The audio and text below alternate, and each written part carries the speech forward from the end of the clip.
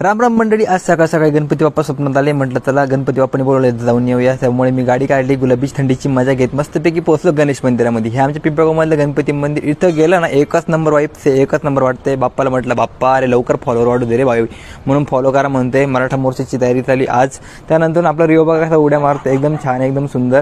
आणि मग मित्र आला माझा निलेश भाऊ म्हणे चला भूषण भाऊ आपण जाऊया, थोडंसं एक छोटंसं काम. म्हटलं ठीक आहे चला, मोठी गाडी काही विषय नाही. एसीच्या हवा खात खात गेलो. रेल्वे बघायची होती पण रेल्वे काही भेटलीच नाही आम्हाला मध्ये. म्हणजे ठीक आहे दादा नेक्स्ट टाइम बघूया. त्यानंतर थोडंसं पुढे गेलो आणि पहिलं जे बँकेतलं काम होतं ते बँकेतलं काम त्याच्यासोबत पूर्ण केलं आणि त्यांनी थोडा नाश्ता पण खाऊ घातला. एकच नंबर, थँक्यू भावा. आणि त्यानंतर परत पुढे आम्ही आज चाललोय बघायला गुळ तसा तयार होतो. बघा ही गुळाचा कारखाना आहे, इथे गुळ आहे तो तयार होतो. तर पहिले काय होतं माहिती काय, याच्यामध्ये ऊसाचा रस काढला जातो. हे बघा हे मशीन ऊसाचा रस काढायला. त्यानंतर मोठ्या मोठ्या काड्यांमध्ये तो ऊसाचा रस गरम केला जातो, त्याच्यावरती प्रोसेसिंग केली जाते.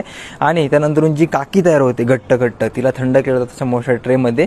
आणि जे मग कप वगैरे असतात त्याच्यामध्ये 1-2 किलोच्या भेल्याच्या आहे त्या बनवल्या जातात. इथे तुम्हाला सर्व प्रकारचे भेल्या पावडर, छोट्या भेल्या मोठ्या भेल्या सर्व भेटतील तुम्हाला. बस येता परत बघितलं मराठा मोर्चाचा विषय गंभीर आहे आजचा. आणि त्यानंतर आजचा व्लॉग इथे संपूया. आजचा व्लॉग एक